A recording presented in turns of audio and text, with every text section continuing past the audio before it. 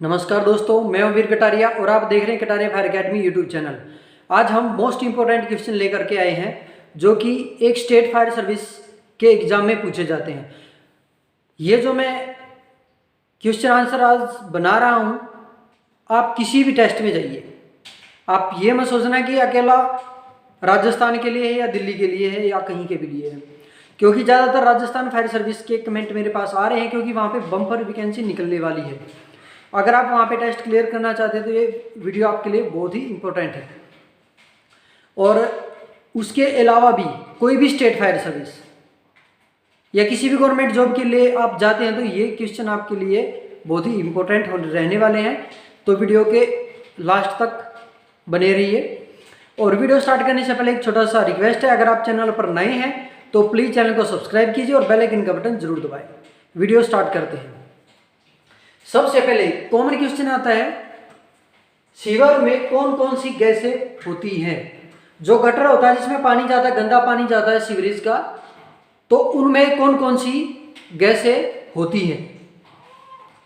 तो वहां पे मैंने ये देखो सीरियल वाइज लिखा हुआ है और नीचे इंग्लिश में भी लिखा हुआ है, ताकि इंग्लिश में आ गया तो आप कंफ्यूज ना हो। ऊपर लिखा है मीथेन।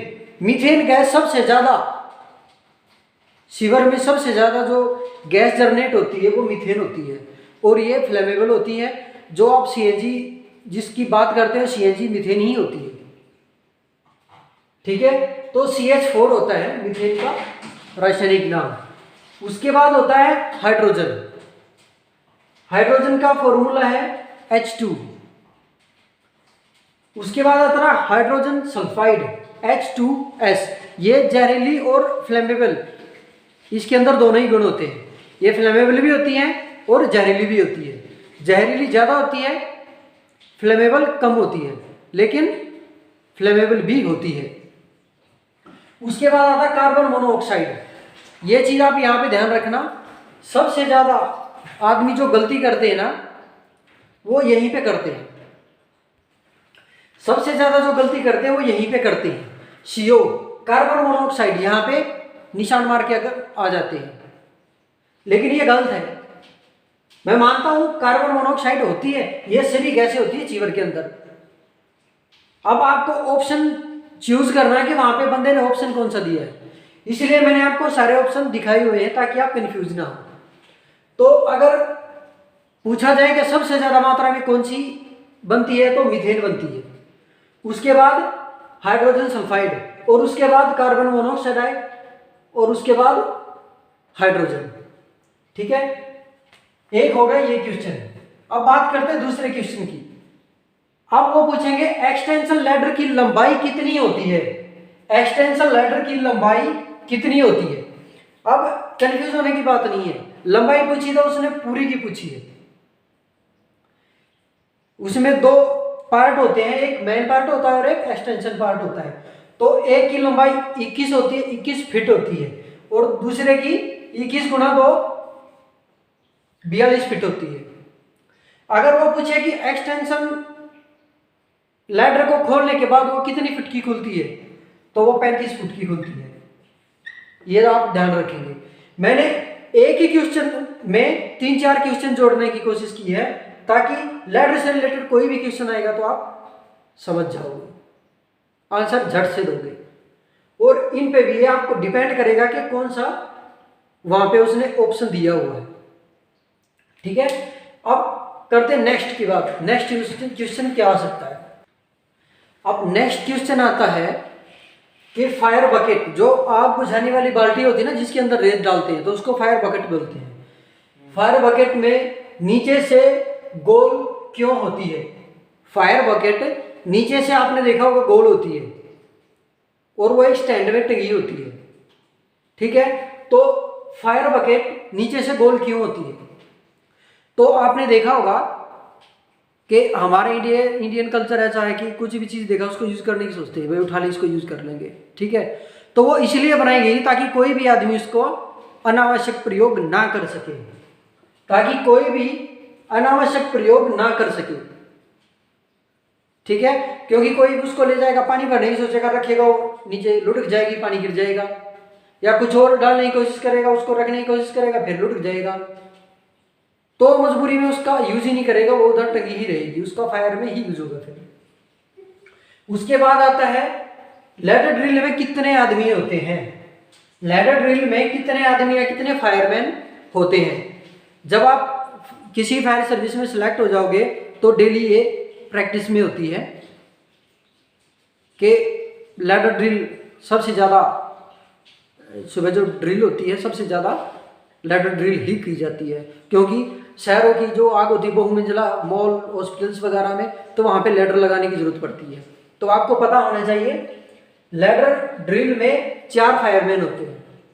लैडर ड्रिल में 4 फायरमैन होते हैं और उनका नंबर भी कैसे दिया जाता है, 1 2 3 4 ऐसे करके 4 नंबर दिया जाता है। और एक लैडर ड्रिल के लिए मैंने वीडियो डाली हुई है, आप गहराई से देख सकते हैं। बाकी इतना गहराई से पूछेगा नहीं, सिर्फ आपका आईक्यू देखेगा कि बंदे को कुछ पता है कि नहीं। तो फायरमैन 4 रहते हैं लैडर ड्रिल के दौरान। अब नेक्स्ट क्वेश्चन आता है, बीए सेट पहनने का निर्धारित समय क्या रखा गया है। बीए सेट पहनने का एक लिमिट होती है कि इतने टाइम तक ही बीए सेट पहन सकता है। अब बात करते हैं, मैं इसके अंदर एक चीज़ और बताता हूँ आपको। सांस रोकने के लिए है ना, एक नॉर्मल आदमी जो होता है वो 20 सेकंड तक अपना सांस रोक सकता है, क्योंकि कहीं पे भी हम जहरीली गैस में या कहीं पे धुएं वाली जगह पे जाते, वहां पे जाकर के हमें पहनना पड़ गया, तो आपके अंदर ये कैपेबिलिटी होनी चाहिए कि 30 कम से कम 20 सेकंड आप अपना सांस को रोक सके और 20 सेकंड के अंदर आप बीए सेट पहन सके। ठीक है, अगर वहां पे ऑप्शन दिए जाते हैं 10 से 20, 30 से 40 इस तरह, तो सही आंसर रहेगा ये वाला 20 से 30 सेकंड, मिनिमम 20 सेकंड और मैक्सिमम 30 सेकंड। 30 सेकंड के अंदर आपको हर हाल में बीए सेट को पहनना ही है। उसके बाद आता है हाइड्रेंट का डायमीटर क्या होता है, कितना होता है। तो हाइड्रेंट का डायमीटर 63 mm होता है। आप यहाँ पे ये चीज देखो, मैंने 2.5 इंच लिखा है। कई बार क्या होता है, आदमी का आईक्यू देखने के लिए 63 mm ना लिख करके 2.5 इंच लिख देता है, फिर आप वहां पे कंफ्यूज हो जाओगे कितने में कितना इस तरह सेंटीमीटर क्या होता है। ठीक है, तो ध्यान रखना 63 mm या 2.5 इंच होता है। अब नेक्स्ट क्वेश्चन आता है, और ये बहुत सारे लोगों को पता नहीं होगा। पक्की बात, अगर आप भी चाहे भले एक्सपीरियंस होल्डर हैं तो शायद आपको भी ना पता हो। मैं ये नहीं बोला कि 100% पता ही नहीं है, बट शायद आपको पता नहीं होगा। वाटर टाइप एक्सटिंग्विशर का कलर कोड क्या होता है। दोबारा सुनिए, वाटर टाइप फायर एक्सटिंग्विशर का कलर कोड क्या होता है। कलर कोड से आप कंफ्यूजन हो गए, यार कलर कोड भी होते हैं। तो हाँ डियर, सबके अलग अलग कलर कोड होते हैं, भले ही वो सभी एक्सटिंग्विशर रेड कलर के होते हैं। अगर हम NFPA के अकॉर्डिंग पता करें तो कलर कोड सबका अलग अलग होता है। अभी सभी एक्सटिंग्विशर का मैं आपको बताऊंगा। इस एक ही एक्सटिंग्विशर में आपके 4 क्वेश्चन बन जाएंगे। अगर वाटर टाइप की जगह पाउडर टाइप लिखा होता या फोम टाइप या CO2 लिखा होता तो आपको पता लग जाएगा कि किस तरह का होता है। इसमें मैंने सबसे पहले रेड कलर लिखा है। ठीक है, ये red colour, blue colour, black और cream colour. Red, blue, black और क्रीम कलर। अब आप गलती पता क्या करेंगे, मैंने ये यहाँ पे लिख दिया, हो सकता है आपने देख लिया हो। आप एक ही गलती करेंगे, रेड कलर पे जाएंगे, क्योंकि फायर का कलर रेड होता है, सब इक्विपमेंट रेड कलर है, तो सीधा ये लिख देंगे, हाँ भाई ये लिख दो। और वाकई में ये ठीक भी है, ये ठीक भी है, क्योंकि मैंने यहाँ पे वाटर टाइप लिखा है। और वाटर टाइप इसलिए लिखा है कि वाटर टाइप मेरे को यहाँ पे सभी एक्सटिंग्विशर का बताना था एक ही क्वेश्चन में। अगर मैं यहाँ पे CO2 एक्सटिंग्विशर का लिखता तो भी आप रेड ही लिखते, पक्की बात है। मैं यहाँ पे पाउडर का पूछता तो भी आप रेड लिखते, क्योंकि आपने CO2 भी रेड देखा है, पाउडर टाइप भी रेड देखा है और वाटर टाइप भी रेड देखा है, तो आप तीनों में रेड लिखते हो, गलत हो जाता है। तो यहाँ पे रेड कलर ठीक है वाटर टाइप का। अगर आपसे कोई पूछता है कि DCP का क्या है, तो पाउडर टाइप होता है।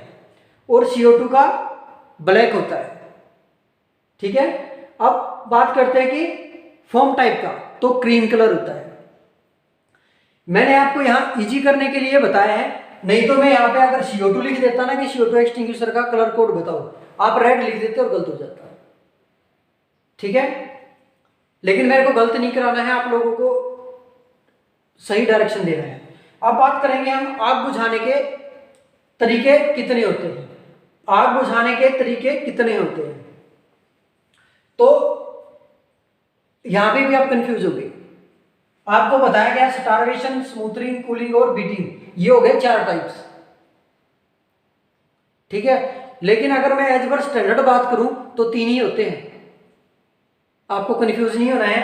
अगर सामने वाले ने एक ही सीरीज में दे दिए और उसके बाद फिर दूसरी सीरीज में दे दिए अलग अलग, तो गलत हो सकता है। अगर बीटिंग नहीं दिया है तो आप इन तीनों पर टिक लगा देंगे और आंसर ठीक हो जाएगा। अगर उसने साथ में बीटिंग भी दे दिया है तो वो आपको वहां पे देखना है कि किस तरह की सीरीज उसने दी है।